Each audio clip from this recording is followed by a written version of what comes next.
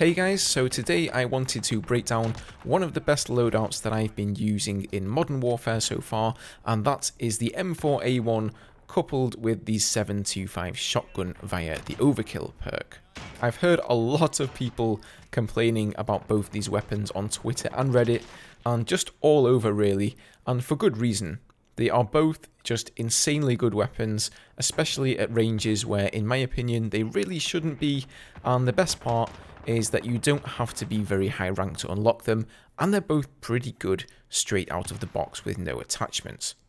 I don't doubt that they are really both in need of a nerf, and that will probably be coming soon, but until then, you're really putting yourself at a disadvantage if you're not making use of them. So let's go ahead and take a look at the attachments, starting with the M4. So most of these attachments are all geared towards reducing aim down sight speed. It really feels like whoever manages to get the jump on somebody and ADS first usually wins most firefights, and recoil can always be compensated for on a mouse or controller. So skipping over the optics and ammunition for a minute, firstly we have the 11.5 inch commando barrel, which is the best barrel for this weapon. The exclusive Ace recently made a video showing which attachments reduce ADS speed and how many frames they shave off of the aiming down sight animation at 60 FPS, which is what console users will be playing at.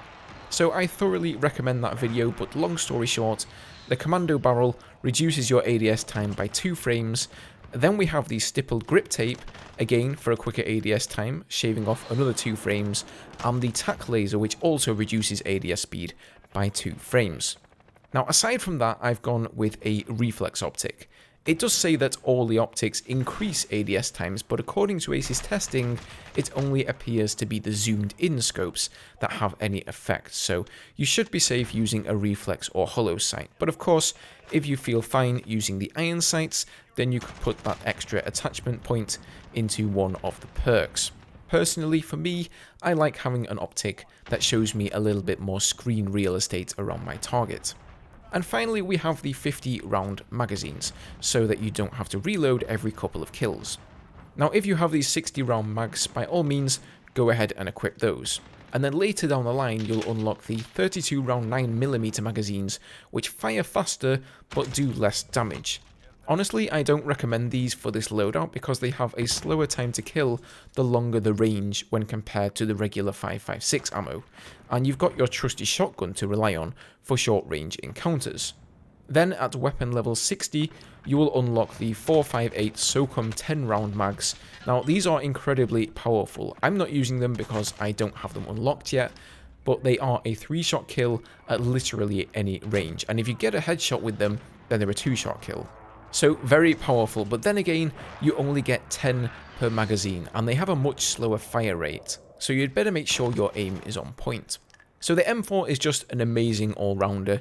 You'd expect this weapon to perform well at a medium range, but you'd be amazed at the range this thing can take out enemy soldiers at. So whilst it does have an amazing ADS time, the recoil is pretty savage, especially without any attachments to compensate for it. So let's go and take a look at the recoil pattern.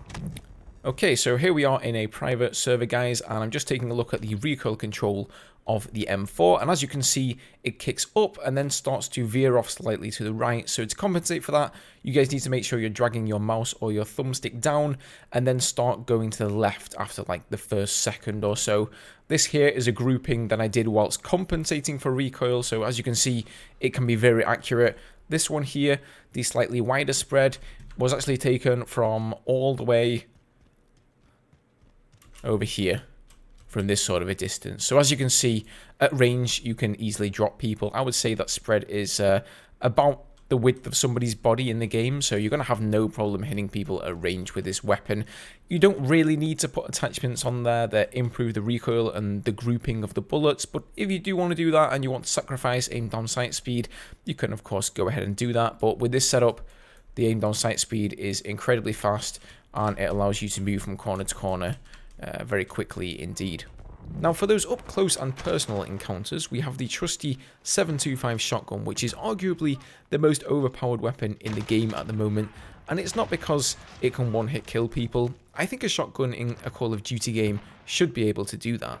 It's because it can easily one-hit kill people using hipfire without any attachments, and can one-hit kill people whilst ADSing from even greater ranges if you aim for the head, and I'm sure you guys have seen plenty of examples of this in the footage I've been showing you. Literally everybody in all of the lobbies I play in are using this weapon, and the reason for that is you'd be at a massive disadvantage not to. Now don't get me wrong, the weapon really is fun, and there's just something inherently badass about wielding what is essentially a farmer's shotgun, but the amount of people using this right now should be a massive red flag to Infinity Ward regarding weapon balance. There is literally no other reason to pick any other shotgun than this, and I don't think I've even been killed once by any of them. But let's try to enjoy it while it lasts, eh?